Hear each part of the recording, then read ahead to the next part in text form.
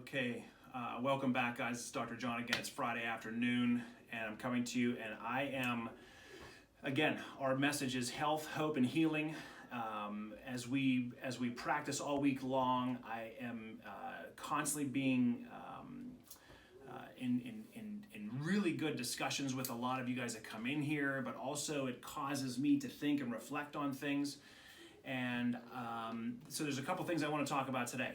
One of them in health, hope, and healing, and all the talk about safety that we have going on. And again, we talked last time about how I don't see, and as a rational person who understands science and immune systems and immunology somewhat. I'm not a PhD or an expert, but understand that you can go to the library, you can go to Amazon and buy the same books that they're reading, and you can read about it, and you can educate yourself on the immune system.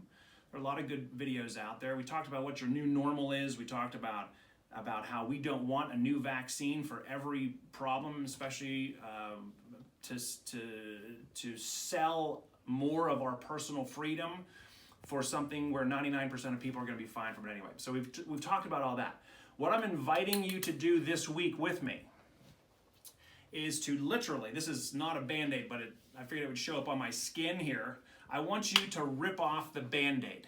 Now, what do I mean? I'm inviting you to rip off the Band-Aid. Now, I'm going to rip this off in a little bit, and this is going to be great. You're going to laugh. Hopefully, you're going to chuckle, and you're going to smile, and you come out of your house, you're going to go plant a tomato plant like we talked about last time. But I'm inviting you to hop off the fear train.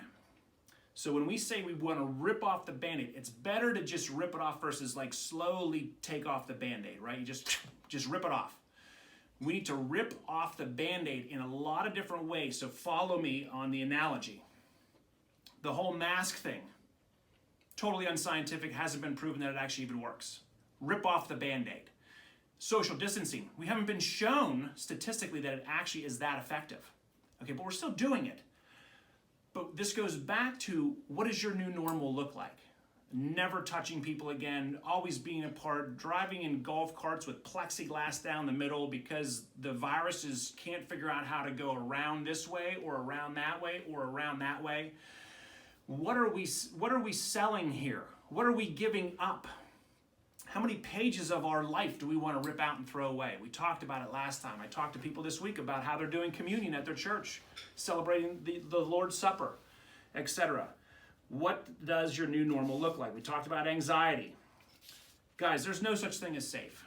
We just celebrated Memorial Day, and in consulting his experts, General Dwight D. Eisenhower was told by top strategists that paratrooper casualties alone could be as high as 75% on the D-Day invasion.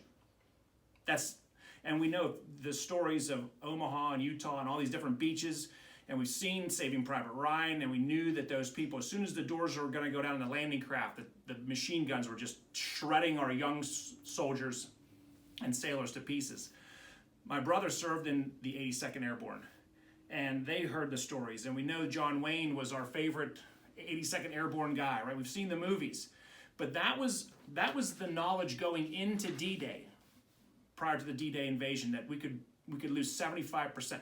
So understand that safety is not the only concern that we have here. The concern that we have here is freedom. The concern that we have here is health, liberty, all these things. But what is our priority? Yes, we want to be safe. We don't go around, playing Russian roulette all the time. And yes, we believe at our core belief systems that God is in control, that He is providentially in control of His universe and His planet and our lives, and we trust Him with that. But at the same time, safety is not our only concern. We always consider safety, but what are we willing to give up just for safety alone? We're gonna rip off the Band-Aid as far as understanding what we're willing to give up. We talk in chiropractic. I don't know. I just have to do it. Here we go. You ready? We're just gonna rip it off. We're gonna rip it. Whoo! But it feels good. It feels good to rip off the Band-Aid. I had a lady come. I saw her on the street. She just took off her mask and she yelled, "Freedom!" like Braveheart. What will you do without freedom? So we have to understand, guys, that freedom and liberty, we've sacrificed a lot of safety over the years so that we could actually have our freedom.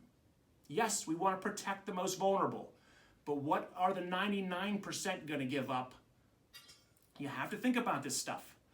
Rip off the Band-Aid. Breathe some clean air. If you're driving down the road in your car by yourself, do you really need to have a mask on? Who are you protecting? There's no one in the car even with you. Let's start thinking about these things like rational human beings. Okay, we've talked about a lot of things today. I've got to wrap it up here. Again, health, hope, and healing. Next time we're going to talk about the 5 factors of health. What should you be doing on a daily basis to help stimulate natural health and healing inside of your body? Again, this is Dr. John signing off. Don't be afraid to rip off the Band-Aid. Please, just rip it off. Just rip it off. I'll see you next time.